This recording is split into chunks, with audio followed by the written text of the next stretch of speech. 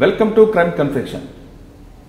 తెలుసో తెలియకో పరిస్థితి ప్రభావంతోనో నేరం చేసి జైలు జీవితం అనుభవించి తిరిగి జనజీవన సవంతులు కలుస్తున్న వాళ్ళని పరిచయం చేసే ఈ కార్యక్రమంలో ఈ వారం మన గెస్ట్ మొగిలిపాక శ్రీను వల్లిగొండ. మొగిలిపాక శ్రీను 1999 నుండి జైలుకి వెళ్ళి వస్తున్నాడు. అతను ఎందుకు జైలుకి వెళ్లాల్సి వచ్చింది, ఎలాంటి క్రైమ్ చేశారు, తిరిగి అతను మారడానికి గల పరిస్థితులు ఎటువంటి కల్పించారు అనే విషయాన్ని శ్రీను అడిగి తెలుసుకున్నాం. శ్రీను నమస్తే. శ్రీను, చూస్తే చక్కగా ఉన్నావు, వల్లిగొండ నీదంటే చెప్తున్నావు. నువ్వు చదువుకున్న వ్యక్తి చదువుకోకుండా ఎందుకు క్రైమ్ చేయాల్సి వచ్చింది? ఫస్ట్ క్రైమ్ ఎక్కడ చేసావు? అంటే మీ నాన్నగారు మీ అమ్మగారు సరిగ్గా చూడకపోవడం వల్ల, లేదా చెడు స్నేహం చేయడం వల్ల, స్కూల్కి వెళ్ళాల్సిన వయసులోనే నువ్వు నేరాల బాట ఎందుకు పట్టాల్సి వచ్చింది? అంటే నేను మా నాన్నకు వెళ్తూ బాగాలేకుండా సార్, నాకు ఖాళీలు పడిపోయినా చదువు బంద్ చేసి జీతం ఉంచారు. జీతం చేసిన ఒక 1 ఇయర్ జీతం చేసిన తర్వాత మళ్ళీ చదువుకోమంటే నాకు చదువు బంద్ చదవలేదు సరిగా. అయితే మేస్త్రి పని చేస్తున్నా. మేస్త్రి పని చేస్తుంటే దోస్తానంలో మా ఫ్రెండ్ మామ అవుతాడు, అతను ఇనుప సామాన్ ఈ చిల్లర దొంగతనం చేసేది. అంటే సామాన్ ఎత్తుకొచ్చి ఒకసారి దాపెట్టాడు, ఇనుప సామాన్ ఎత్తుకొచ్చి దాపెట్టి అది నన్ను అమ్మేయమని చెప్పిండు. అమ్మే అంటే నేను రాను అని చెప్పిన. ఫస్ట్ రానని చెప్తే ఇక చాలాసేపు బతలాడాడు. డబ్బులు వస్తాయి, నీ పైసలు పోయినాయి, నా పైసలు పోయినాయి కదా, డబ్బులు వస్తాయి, తెల్లారి మళ్ళీ ఆడొచ్చు, ఆట ప్యాకట ఇట్లా. అంటే నేను చాలాసేపు ఆలోచించి 1 గంట తర్వాత సరే అమ్ముకుందాంపా అని చెప్పి పోయి నాకు తెలిసిన షాప్ ఉంటే ఇనుప సామాన్ కొట్టాయన అమ్మించిన. అమ్మిస్తే 2000 వచ్చినాయి. అప్పట్లో 2000 1000 రూపాయలు తీసుకొని వాడుకున్నాం, ఖర్చు అయిపోయినాయి. అయిపోయిన తర్వాత తెల్లారి సామాను పోతాయన రోజు వచ్చి ఇది ఇనుప సామాన్ కొట్టు చెక్ చేస్తే దొరికినది.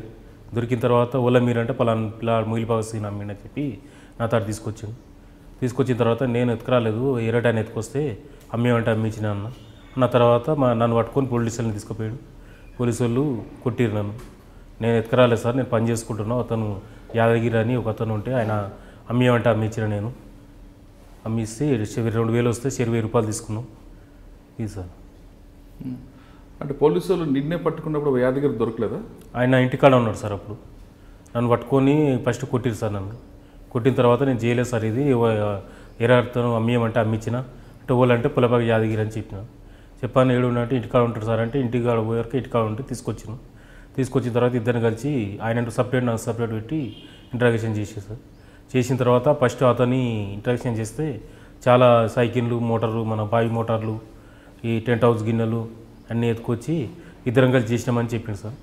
తర్వాత నన్ను అడిగితే నేను చేయలేదు సార్, అది ఒక్కటే అంటే అమ్మించిన. నేను నాకేం తెలియదు సార్ అంటే నన్ను కూడా చాలా టార్చర్ పెట్టిన తర్వాత ఇక నేను ఆ దెబ్బలు తట్టుకోలేక చేసిన సార్ అని చెప్పి ఒప్పుకున్న తర్వాత మీరు అది చూపించమంటే ఇనుప సామాన్ కొట్టు చూపిస్తే ఆడ పోయి తీసుకొచ్చి 10 రోజులు స్టేషన్లో పెట్టి కొట్టి రిమాండ్ చేసేసారు. నల్గొండ జైలు పంపించారు.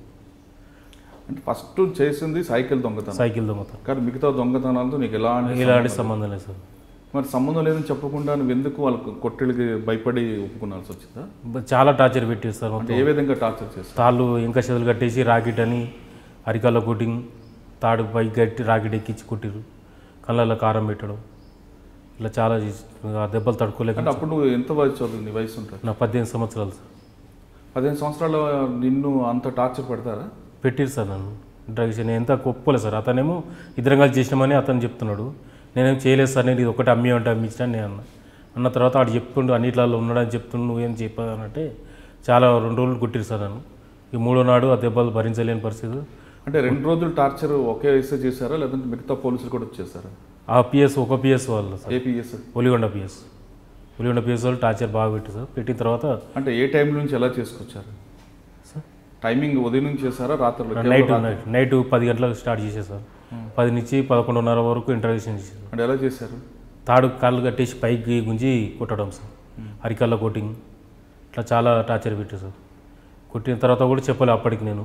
మళ్ళీ తెల్లారి కూడా కొడితే ఏరే ఈ ఐడిపాడ్ క్రైమ్ వాళ్ళు ఉంటారు కదా సార్, అతను నుండి ఎందుకు రా దెబ్బలు, ఆడేం చెప్తుండు నువ్వు చేసినామని, నువ్వు ఎందుకు దెబ్బలు ఎందుకు తింటున్నావు, ఆడేం తినలేదు, అనవసరంగా ఎందుకు రా ఒళ్ళు గుల్ల చేసుకుంటావు అది అని చెప్పి వాళ్ళు ఈయన సంలాయించి, సరే ఏమవుతారా నువ్వు ఇస్తున్నావా చెప్పు, ఆడు చెప్తాడు ఉన్నా అని చెప్పు అన్నాడు.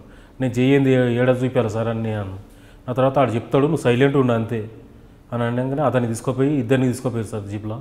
తీసుకుపోయి ఆ ఇనుప సామాను అమ్మిన కాడ నేను ఫస్ట్ అమ్మింది చూపించిన ఇందాక అమ్మినా అని చెప్పిన. తర్వాత అతను అమ్మకున్నా కూడా అమ్మినాంచి ఇద్దరం కలిసి వచ్చి అమ్మినామని చెప్పి ఏరే ఇంకో 2-3 షాపులు చూపించాను. అలా కూడా నన్ను అడిగిర్రు. నన్ను అడిగితే పోలీసు వాళ్ళు ఉండి బెదిరించారు. అవి అమ్మినని చెప్పు, నువ్వు కూడా అమ్మినని చెప్పరా అని చెప్పానంటే అప్పుడు తప్పని పరిస్థితుల్లో నేను కూడా అమ్మినని చెప్పిన సార్. కానీ అది తప్పు అని అనిపించలేదు నీకు? నాకు చాలా తప్పు, మస్తు బాధపడ్డా సార్. అట్టనే నన్ను ఊళ్ళోకి రానియకుండా చేసేసారు నన్ను. తర్వాత నెక్స్ట్ మా దేవస్థానం పడ్డా సార్, మా ఊర్లో వెంకటేశ్వర దేవస్థానం అని. ఆ ఊరు మా సొంత ఊరు సార్. అది మా సొంత ఊర్లో దొంగతనం గుండె ఎత్తుకో ఫస్ట్ గుడి ఓపెన్ అయినాకనే గుండె ఎత్తుకో ఆడతాను కూడా ఎత్తుకోపోయింది కూడా తెలియదు సార్ నాకు. గుండె ఎత్తుకోపోయారని చెప్పి ఆ కేసు కూడా మా మీద పెట్టారు. అంటే ఇప్పుడు ఫస్ట్ సైకిల్ దొంగతనం చేసావు. అవును సార్. కానీ మిగతా దొంగతనం నువ్వు చేయలేదు. కానీ పోలీసులు టార్చర్ తట్టుకోలేక మిగతా చేసావని ఒప్పుకున్నా సార్. వెంటనే జైలు పంపించారా? 10 రోజుల తర్వాత జైలు పంపించారు సార్. కానీ ఈ విషయం మీ ఇంట్లో వాళ్ళు తెలిసిందా? తెలుసు సార్. ఏమన్నారు అప్పుడు? ఏమన్నారు, చేయలేదు సార్ అని 2-3 మా ఊరి పెద్ద మనిషి సర్పంచ్ గుట్లో వచ్చి అడిగారు. ఇద్దరు కలిసి చేసినని చెప్తూనే ఉన్నాడు అంటే ఆయన పక్కకు నన్ను తీసుకుపోయి అడిగిన సర్పంచ్. అడిగిన తర్వాత ఇనుప సామాన్ ఎత్తుకోపోయింది అయితే ఎత్తుకొచ్చి అమ్మేమంటే అమ్మించిన సార్ని అని సర్పంచ్ గారితో చెప్పిన. అంటే అట్లా ఎందుకు అమ్మించినావు నువ్వు అనసరంటే ఆడొచ్చి ఇంటికాడ ఊకే నన్ను టార్చర్ పెట్టిండు. పత్రాట ఆడినాడు నైటు, పైసలు పోయినాయి, అమ్ముకున్నారు, పైసలు వస్తాయంటే నన్ను చాలా ఇబ్బంది పెడితే ఆఖరికి సరేపా అని చెప్పి అమ్మించినాక సరే 1000 రూపాయలు తీసుకున్న 2000 వస్తాయి అని చెప్పినాను. కానీ నువ్వు పోలీస్ స్టేషన్ ఉన్నప్పుడు మీ అమ్మగాని మీ నాన్నగారు రాలేదా? వచ్చారు సార్. ఏమన్నారు? వచ్చి బాధపడుతారు సార్, సార్లు కూడా అడిగారు సార్, వాళ్ళు పని చేసుకుంటారు సార్ చేయాలి అంటే ఆయనే నడువ రావద్దు ఇక్కడికి అని చెప్పి ఎలగొట్టారు మా వాళ్ళని. మీ అమ్మ ఏమన్నది నేను చూసి? మా అమ్మ ఏడ్చింది సార్, బాగా ఏడ్చింది చూసి. ఎలగొట్టి మా అమ్మని గిట్ట పోలీసులు తిట్టిర్రు, నువ్వు రావద్దు ఇక్కడికి వెళ్ళిపో అది అనగానే మా అమ్మ వెళ్ళిపోయి పెద్ద మనిషిని తీసుకో సర్పంచ్ దొర అని అప్పుడు ఉండే సార్, అతను తీసుకొని వచ్చి మాట్లాడిన తర్వాత ఎస్ఐ గారు ఉండి నేను ఏం లేదు సార్ చేసిర్రు అని చెప్తున్నాడు, పోయింది వాస్తవం, వాళ్ళు పట్టుకుర్రు, ఆయన షాప్ అయినా పట్టుకొని ఉప్పు చెప్తే అంటే నన్ను అడిగాడు సార్.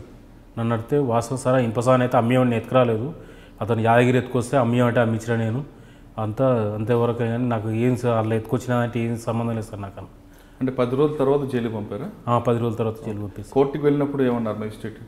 అడిగారు సార్, దెబ్బలు కొట్టిరా బాబు ఎప్పుడు పట్టుకోరంటే నిన్న పట్టుకున్నాం అని చెప్పని పోలీసులు చెప్పంటే అట్నే చెప్పిన సార్. మేము తీసుకుపోయి 14 రోజులు రిమాండ్ అని చెప్పి జైలు పంపించేసారు. మొదటి రోజు జైలుకి వెళ్ళినప్పుడు జైల్లో ఉన్నప్పుడు ఏమనిపించింది ఒకసారి? మస్తు బాగా నాకు జైలు భయం అనిపించింది సార్. జైలు చూడంగానే నాకు చాలా భయం అనిపించింది. లోపల చాలామంది అప్పుడు పబ్లిక్ అందరు ఖైదీలను చూసేవరకు ఎవరు ఎట్లుంటారో అందరు బెదిరిస్తారు.